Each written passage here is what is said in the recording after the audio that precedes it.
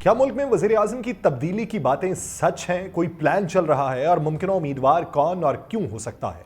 पाकिस्तान तहरीक इंसाफ में खैबर पख्तूनख्वा में क्या लड़ाई चल रही है और फॉरवर्ड ब्लॉक बनाने की हिम्मत क्या कोई कर सकता है? इमरान खान का मौक़िफ़ पहले से मजीद सख्त हुआ या बात नरमी की तरफ माइल होती दिखाई दे रही है? इमरान खान को क्या ऑप्शंस दिए गए थे और डी चौक पहुंचने से पहले तक मुज़ाकरात के हवाले से क्या अपडेट थी? सऊदी अरब पाकिस्तान के मामलात पर मामला फहमी के मुताबिक क्या मफाहमत का मशवरा दे रहा है? आप सब पर सलामती हो। मैं यासिर रशीद हूँ। वसीम बरेलवी का लिखा हुआ है, आते आते मेरा नाम सा रह गया, उसके होंठों पे कुछ कांपता रह गया। रात मुजरिम थी, दामन बचा ले गई, दिन गवाहों की सफ में खड़ा रह गया। झूठ वाले कहीं से कहीं बढ़ गए और मैं था कि सच बोलता रह गया। आंधियों के इरादे तो अच्छे न थे, ये दिया कैसे जलता हुआ रह गया। उसको कांधों पे ले जा रहे हैं वसीम और वो जीने का हक मांगता रह गया। नाज़रीन, आगाज में उठाए गए तमाम तर सवालों का अहाता इसी व्लॉग में बिलतरतीब होगा। साबिक वज़ीर आज़म इमरान खान का बयानिया, चाहे वो सियासी हो, इंतखाबी हो या एहतजाजी, हमेशा ही हरीफ जमातों के लिए एक चैलेंज रहा है। लेकिन अब 1 साल से ज्यादा जेल में कैद रहने के बाद उनके बयानिए को अवाम तक मौसर तरीके से पहुंचाना पाकिस्तान तहरीक इंसाफ के लिए एक बड़ा इम्तिहान बन चुका है। 2022 में इक़्तिदार से अलहदगी के बाद दर्जनों मुकदमात का सामना करने वाले इमरान खान के सोशल मीडिया अकाउंट्स और पार्टी क़यादत के बयानात पर नजर डालें तो यह वाज़ेह होता है कि कहीं ना कहीं राब्ते, फहम या हिकमत अमली में यकसानियत का फुकदान मौजूद है, या फिर यही असल में ट्रम्प कार्ड है। इमरान खान के सोशल मीडिया अकाउंट से जारी बयानात में सख्त मौक़िफ़ और दबंग लहजा है, जबकि दूसरी तरफ पार्टी क़यादत के बयानात में निस्बतन नरमी और मफाहमत की झलक है। नवंबर के आखिर में इस्लामाबाद में होने वाले एहतजाज के दौरान भी यही इख्तलाफ वाज़ेह हुआ। धरने के मकाम, कारकुनों की अमवात की तादाद और धरना अचानक ख़त्म करने जैसे मामलात पे पार्टी के अंदर इख्तलाफात की खबरें गर्दिश की, जो क़यादत के मौक़िफ़ में गैर यकीनी की अक्कासी करती हैं। खान साहब के सोशल मीडिया अकाउंट से जारी होने वाले बयान में ना पीछे हटूंगा ना पाकिस्तानी कौम, उसमें यह कहा गया कि अगर हमने आज हार मान ली तो पाकिस्तानी कौम का कोई मुस्तकबिल जो है वो नहीं होगा। पुरअमन एहतजाज हर पाकिस्तानी का बुनियादी हक है और यह पाकिस्तान के किसी भी हिस्से में किया जा सकता है। लेकिन 2 दिसंबर को अडयाला जेल में इमरान खान से मुलाकात के बाद बैरिस्टर गौहर के मीडिया से नरम लहजे में किए गए बयान में मुख्तलिफ अंदाज सामने आया। बैरिस्टर गौहर ने यह कहा कि इमरान खान का एहतजाज में शरीक तमाम लोगों के लिए पैगाम है कि वो मुत्तहिद रहें। इख्तलाफात पैदा करने की कोशिशें होंगी, लेकिन आप सबको यकजा रहना। डी चौक में एहतजाज के दौरान होने वाली जो हलाकतें हैं उसके हवाले से बैरिस्टर गौहर का मौक़िफ़ कदरे मोहतात था। उन्होंने कहा, हम जमहूरी जमात हैं और गैर जिम्मेदाराना बयानात नहीं देते। 12 हलाकतों की तस्दीक हुई, लेकिन सैकड़ों हलाकतों की बातों से हमारा ताल्लुक नहीं है जब तक वाज़ेह हक़ाइक़ सामने ना आए। जब पार्टी मौक़िफ़ की यकसानियत के हवाले से सवाल किया गया तो बैरून मुल्क बैठे हुए एक लीडर ने इस मामले के ऊपर यह कहा कि यह फैसला आवाम पे छोड़ दें, जो बात आवाम को दुरुस्त और मोतबर लगे वही आम होगी। लेकिन अवाम को कौन सी बात दुरुस्त और अहम लगेगी? पार्टी क़यादत और सोशल मीडिया अकाउंट्स बाहर बैठे लीडर के मुताबिक दोनों ही पार्टी मौक़िफ़ की तर्जुमानी कर रहे हैं।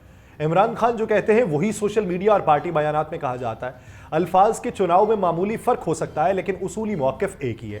अब इस ज़िमन के अंदर बहुत सारे लोग कहते हैं कि यही ट्रम्प कार्ड है कि सोशल मीडिया के ऊपर बयानियाँ और रखो और जो यहाँ पर ग्राउंड के ऊपर मौजूद हैं रहनुमा, उनसे बयानियाँ कुछ और रखवाओ, वहाँ पर मुफाहमत की पॉलिसी अपनाओ। डी चौक जाने से पहले तक क्या हो रहा था? बातें ये हो रही थी कि डी चौक जाने से पहले तक मामलात जो थे वो पाकिस्तान तहरीक इंसाफ के हक में थे। मुज़ाकरात के अदवार चल रहे थे, मुज़ाकरात के पैगामात पहुंचाए जा रहे थे और वहाँ पर बातें ये हो रही थी जिसमें 4 ऑप्शंस की बात की जाती है कि इमरान खान को 4 ऑप्शंस दिए गए, या तो बनिगाला चले जाएँ, वहाँ पर जाके खामोशी इख्तियार कर लें, या बैरून मुल्क चले जाएँ, या फिर 3 साल खामोशी इख्तियार कर लें, या अपनी अहलिया से अलहदगी इख्तियार कर लें। ये 4 ऑप्शंस कहा जाता है कि उन तक पहुंचाए गए, लेकिन इसमें कितनी सदाकत है ये मालूम नहीं पड़ती। लेकिन कुछ जरा ये बताते हैं कि गुफ्तो-शुनी चल रही थी और उसमें पलड़ा भारी पाकिस्तान तहरीक इंसाफ का था। इसी मामले के ऊपर संगजानी में रुकने पे ہم نے جو ہے وہ اکتفا کرنا چاہا کہ وہاں پہ رک کے معاملات جو ہیں وہ کنٹرول میں لائے جا سکتے ہیں. سنگجانی میں رہیں گے تو معاملہ ہمارے حق میں ہوگا.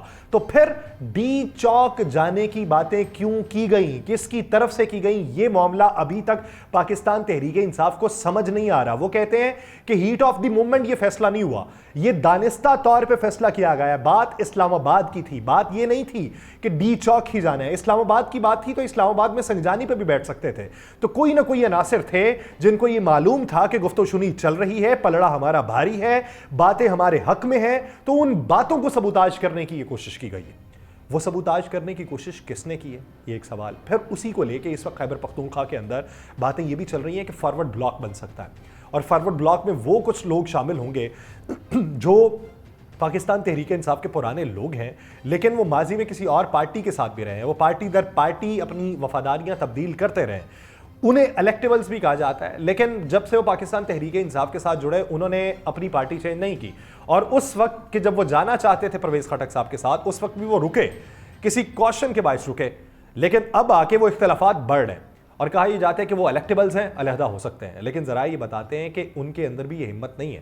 انہوں نے پنجاب سے بھی سبق سیکھا ہے, انہوں نے ماضی قریب کا جو استحکام پاکستان پارٹی یا پھر وہ پارٹی جو پرویز خٹک صاحب نے بنائی تھی, اس پارٹی سے بھی انہوں نے کچھ نتائج اخذ کیے ہیں. اس وجہ سے ان کے اختلافات علی امین گنڈاپور کے ساتھ تو ہیں, فارورڈ بلاک بنا سکتے ہیں, وہ پریشر گروپ ہو سکتا ہے, لیکن پارٹی سے علیحدہ ہونا جو ہے وہ ان کے فائدے میں نہیں جائے گا. اس وجہ سے وہاں پر اختلافات تو بڑھ رہے ہیں, لیکن پارٹی سے علیحدگی کی صورت میں اس کے جو اثرات ہیں اس کو بھگتنے کے لیے وہ لوگ تیار نہیں ہیں. تو اس لیے وہ جو باتیں گردش کر رہی ہیں کہ فارورڈ بلاک جو ہے وہ بڑی مضبوطی کے ساتھ بن رہا ہے, اس کے اندر مضبوطی کا تاثر جو ہے وہ نمایاں نہیں ہو رہا. معذرت چاہتا ہوں.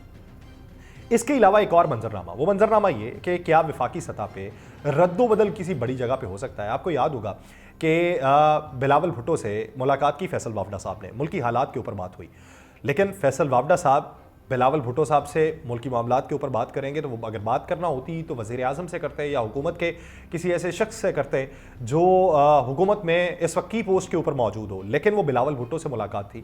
اس کے علاوہ آج جو ملاقات ہے جمعیت علماء اسلام کے امیر مولانا فضل الرحمان سے پاکستان پیپلز پارٹی کے چیئرمین بلاول بھٹو زرداری نے کی ہے. وفد کے ہمراہ بلاول بھٹو جو ہیں وہ مولانا فضل الرحمان کی اسلام آباد کی رہائش گاہ پر پہنچے, ملاقات ان سے کی, سیاسی صورتحال کے اوپر بات چیت ہوئی. مدارس رجسٹریشن بل پہ صدر کے دستخط نہ ہونے پہ مولانا نے تشویش کا اظہار کیا. انہوں نے کہا جی مدارس رجسٹریشن بل پہ دونوں ایوانوں سے منظوری کے باوجود صدر کے دستخط کیوں نہیں ہوئے. بلاول نے یقین دہانی یہ کروائی کہ رجسٹریشن بل پہ دستخط نہ ہونے پہ حکومت سے بات کروں گا. حکومت کا تو معاملہ ہی نہیں, وہ معاملہ ہے صدر کا. صدر نے 8 اعتراضات اس کے اوپر لگا رکھے ہیں. جمعیت علماء اسلام فے کے رہنما حافظ عبداللہ نے کہا کہ مدارس رجسٹریشن بل جو ہے وہ 26ویں آئینی ترمیم بل کا حصہ ہوتے ہوئے ایوان صدر میں لٹکایا گیا. ہمیں بتایا جائے کہ مدارس رجسٹریشن بل پہ صدر پاکستان دستخط کیوں نہیں کر رہے. دونوں ایوانوں سے پاس ہونے تک پی پی اور بلاول بھٹو آن بورڈ تھے. پھر رکاوٹ کیا ہے, کون ہے اور کیوں ہے؟ کیا ایوان صدر پارلیمنٹ سے سپریم ہے جو مدارس بل میں رکاوٹ بن رہا ہے؟ بلاول بھٹو کردار ادا کرتے ہوئے اپنے والد سے بات کریں, یہ پارلیمنٹ کی بالادستی کی بات ہے, ورنہ پھر مولانا فضل الرحمان صاحب تنگ آمد بجنگ آمد فارمولے پر عمل کرنے میں حق بجانب ہوں گے. حافظ عبداللہ نے یہ کہا کہ جس کا راستہ روکنا نہ ڈائیلاگ سے ممکن ہے نہ لاٹھی سے, بلاول بھٹو کے پاس یہی 2 آپشن موجود ہیں. اب اس موجودہ صورتحال کے تناظر میں یہ کہا جا رہا ہے کہ جو وفاقی سطح ہے, وفاقی سطح پہ تبدیلی ہو سکتی ہے. بلاول ایک اہم فیکٹر اس کے اندر ہو سکتے ہیں. آپ نے کچھ دنوں میں یہ بھی دیکھا ہوگا کہ وہ لوگ وہ تجزیہ کار جو ماضی قریب میں حکومت کا دفاع کرتے ہوئے نظر آتے تھے, وہ بے شمار معاملات کے اوپر حکومت پر تنقید کر رہے ہیں, حالانکہ وہ پاکستان تحریک انصاف کا ساتھ نہیں دے رہے. یہ بات قابل غور ہے, وہ پاکستان تحریک انصاف کا ساتھ نہیں دے رہے, لیکن حکومت پہ تنقید کرتے ہوئے دکھائی دے رہے ہیں. تو وہ جن کا موقف حکومت کی حمایت میں دکھائی دے رہا تھا, ان کا موقف حکومت کی حمایت میں اب کیوں نہیں دکھائی دے رہا. تو اس سے یہ منظرنامہ وضع ہو رہا ہے کہ وفاقی سطح کے اوپر وزیر اعظم کی تبدیلی کے حوالے سے باتیں ہیں, لیکن پاکستان مسلم لیگ نون جو ہے اسے جو ہے قبل از وقت قرار دیتی ہے, اور وہ کہتے ہیں کہ یہ ڈھونگ رچایا جا رہا ہے, ایم مفت کا ڈھول پیٹا جا رہا ہے. باتیں پھر یہ بھی ہو رہی ہیں کہ بلاول بھٹو صاحب کے لیے اگر یہ سارا کچھ ہو رہا ہے تو کیا وہ فارمولا ایسا کوئی موجود تھا کہ 2.5 سال رہیں گے, اور 2.5 سال کی اگر بات تھی تو ابھی سے وہ چیزیں کیوں منظر عام پہ آ رہی ہیں. دوسری بات یہ کہ کیا پاکستان اس بات کا متحمل ہے, یا تاریخ میں ایسا کوئی دیکھنے کو ملتا ہے, یا ایسی کوئی ایڈجسٹمنٹ ہو سکتی ہے کہ والد صدر پاکستان ہو اور بیٹا جو ہے وہ وزیر اعظم پاکستان ہو. ایسا تو دیکھنے میں نہیں ملا. پھر کچھ لوگ یہ بتاتے ہیں کہ صدر کا معاملہ الگ ہو سکتا ہے. वज़ीर आज़म की कुर्सी हासिल होने के बाद सदर की कुर्सी भी तब्दील हो सकती है, लेकिन उसमें नंबर गेम किसकी चाहिए? क्या पाकिस्तान मुस्लिम लीग नून उस पर मान जाएगी? फिर कुछ ज़राए ये बताते हैं कि पाकिस्तान मुस्लिम लीग नून पाकिस्तान पीपल्स पार्टी को कभी भी आगे नहीं करेगी, वो ये मंजरनामा पैदा नहीं करेगी। फिर उसमें ये भी बातें हो रही हैं कि एक फॉरवर्ड ब्लॉक जो है वो पंजाब से उठेगा। किस पार्टी से? ऐसी पार्टी के बारे में बातें कर रहे हैं कि जिसके बारे में खैबर पख्तूनख्वा के हवाले से भी बातें हो रही थी। फिर उसमें यह कहा जा रहा है कि उस सेटअप के अंदर कुछ लोग ऐसे इंजेक्ट हो सकते हैं जो तवील अरसे से खामोश हैं, पार्टी में मौजूद हैं, पार्टी में कोई अहम ओहदा भी नहीं है लेकिन पार्टी के अंदर है, पार्टी के लिए कुर्बानियां हैं, लेकिन वो इस मामले में एडजस्ट हो सकते हैं और ये मंजरनामा तब्दील हो सकता है। लेकिन कुछ ज़रा ये बताते हैं कि वफाकी काबीना के अंदर भी एक अहम शख्सियत मौजूद है जिसका नाम आगे बढ़ाया जा सकता है और इन्हीं के नाम के ऊपर ये एग्जीक्यूशन हो सकती है। लेकिन क्या वफाकी हुकूमत या पाकिस्तान मुस्लिम लीग नून इस बात की मुतहम्मिल है या वो इजाज़त देगी या इस पर रिटेलिएट नहीं करेगी, इसको देखें। नायब वज़ीर आज़म और वज़ीर ख़ारजा इसहाक डार ने कहा है कि मुज़ाहिरीन को दारुल हुकूमत में खुली छूट देने के मुतहम्मिल नहीं हो सकते थे। मुज़ाहिरीन के रेड जोन में दाखिल होने के बावजूद हमने तहम्मुल का मुज़ाहरा किया। उन्होंने कहा जी गैर मुल्की सफ़रा को बताया कि इस्लामाबाद रेड जोन की सिक्योरिटी हमारी तरजीह है, रेड जोन की सिक्योरिटी से मुतल्लिक़ खुसूसी कवानीन है, इस्लामाबाद में किसी भी एहतजाज के लिए मुकामात का तयन है और कानून के मुताबिक रेड जोन में कोई एहतजाज नहीं हो सकता। उन्होंने कहा मुज़ाहिरीन को दारुल हुकूमत में खुली छूट देने के मुतहम्मिल नहीं हो सकते। रेड जोन में दाखिल होने के बावजूद हमने तहम्मुल का मुज़ाहरा किया और सिक्योरिटी फोर्सेज के पास आतशी असलहा नहीं था, सिर्फ आंसू गैस, वाटर कैनन और लाठियां थी, जबकि सिफारती मिशंस और अहम इमारतों के तहफ़्फ़ुज़ के लिए आर्टिकल 245 के तहत फौज तैनात थी। उन्होंने कहा बदकिस्मती से बहुत इबहाम फैल गया, इसलिए हुकूमत को वजाहत करना पड़ रही है। सोशल मीडिया एक लानत है और अपोजिशन फेक न्यूज़ फैलाने में माहिर है। उन्होंने पीटीआई को तनकीद का निशाना बनाया कि 24 नवंबर को गैर मुल्की वफ्द पाकिस्तान के दौरे पे था। एक जमात ने हैरान कुन तौर के ऊपर 24 नवंबर के अहम मौके पर एहतजाज का ऐलान किया। माजी में इस जमात ने इंतखाबात में धांधली के इल्जाम पे एहतजाज किया। उन्होंने कहा माजी में इस जमात की जानिब से इलेक्शन में 35 पंक्चर्स का बयानिया बनाया गया। जुडिशल इंक्वायरी में यह साबित हुआ कि कोई इंतखाबी धांधली नहीं हुई। तहरीक इंसाफ की यह तारीख है, उनका एहतजाज या रैली पुरअमन नहीं होती। उन्होंने कहा स्टेट गेस्ट की आमद पर ही एहतजाज की कॉल क्यों दी? अहम मौके पर एहतजाज की कॉल से इस जमात की बदनीयत ही साबित होती है। और इस्लामाबाद हाई कोर्ट के हुक्म के मुताबिक पीटीआई को संगजानी पर एहतजाज का कहा। सियासी जमात ने रेड जोन में ही एहतजाज करने पर बेजा इसरार किया और तमाम तर कोशिशों के बावजूद सियासी जमात जो थी वो जिद पर अड़ी रही। उन्होंने मुज़ाकरात के हवाले से, टेबल टॉक के हवाले से, उनको जो सिफारिशात पेश की गई थी इस हवाले से उन्होंने कोई बात नहीं की। लेकिन इसमें उन्होंने बात की कि इस्लामाबाद हाई कोर्ट के कहने पर हमने ये किया कि इनको मुतबादिल जगह दी। Chief justice Islamabad high court ने वफाकी दारुल हुकूमत की इंतजामिया पर बरहमी का इजहार किया है। उन्होंने कहा कि अमन व अमान को बहाल करना था, आपने पूरा इस्लामाबाद ही बंद कर दिया। उन्होंने कहा 24 नवंबर के पीटीआई के एहतजाज के खिलाफ ताजरों की तौहीन अदालत की दरखास्त पे समाअत जो थी उसके अंदर आमिर फारूक साहब ने यह कहा कि DSP legal Sajid Cheema, state council Malik Abdurrahman और दीगर जो थे उनको नोटिस थे वो अदालत में आए। तो अदालत पेशी के मौके पे इंतजामिया पे बरहमी का इजहार करते हुए चीफ जस्टिस आमिर फारूक साहब ने कहा कि अमन व अमान को बहाल करना तरजीह थी, इस्लामाबाद बंद करना नहीं। दरखास्त गुजार ने कहा कि हमारे कारोबार को चलने दें। आमिर फारूक साहब ने कहा कि आपने मीडिया पर हर जगह कहा कि इस्लामाबाद हाई कोर्ट के ऑर्डर पे हम इजाज़त नहीं दे रहे। अदालत ने तो आपसे ये कहा था कि शहरियों, ताजरों और मुजाहिरीन के बुनियादी हुकूक का ख्याल रखें। इस्लामाबाद हाई कोर्ट के चीफ जस्टिस ने कहा कि मैं पीटीआई से भी पूछूंगा कि अदालती अहकामात की खिलाफ वर्जी क्यों की। मैं उनसे भी पूछूंगा कि हुकूमत से लड़ाई में आम शहरियों का क्या कसूर था। उन्होंने कहा पीटीआई ने गलत किया तो हुकूमत ने भी गलत ही किया। दरखास्त गुजार का क्या कसूर था, उनका कारोबार क्यों बंद किया। स्टेट काउंसिल मलिक अब्दुर्रहमान ने इस मौके के ऊपर कहा कि कुछ रिपोर्ट्स आ गई हैं, कुछ रिपोर्ट्स आना बाकी हैं। अदालत ने स्टेट काउंसिल के ऊपर भी बरहमी का इजहार किया। उन्होंने कहा कि आप पहली बार अदालत में पेश हुए हैं, ये माहिराना राय वहां देनी थी। आपने इस्लामाबाद को ऐसे बंद किया था कि जजेस समेत मैं भी नहीं आ सका, मैं अपने ही ऑर्डर का खुद ही शिकार हो गया। उन्होंने ये भी कहा कि एहतजाज के खिलाफ ताजरों की दरखास्त पे समाअत के दौरान हमें कोई सिक्योरिटी क्लियरेंस नहीं दे रहा था। मैं लाहौर से नहीं आ सका, डिस्ट्रिक्ट कोर्ट्स बंद थी, इस्लामाबाद हाई कोर्ट में काम ना होने के बराबर था। उन्होंने कहा आम आदमी का क्या कसूर, हुकूमत के झगड़े में आवाम किधर जाएंगे। उन्होंने वजारत दाखिला को तफसीली रिपोर्ट जमा कराने की हिदायत करते हुए केस की समाअत जो थी वो आइंदा हफ्ते तक के लिए मुलतवी कर दिया। वहाँ पर जवाबात जो हैं वो पाकिस्तान तहरीक इंसाफ ने भी देने, इंतजामिया ने भी देने, हुकूमत ने भी देने। अब वहाँ पर जवाबात क्या दिए जाते हैं। इसके अलावा बैनुल अक़वामी मंजरनामे की अगर बात की जाए तो उसकी भी एक अहम खबर है। वज़ीर आज़म दौरा रियाज़ पे गए। दौरा रियाद के मौके पर सऊदी वलीअहद शहज़ादा मोहम्मद बिन सलमान से मुलाकात हुई।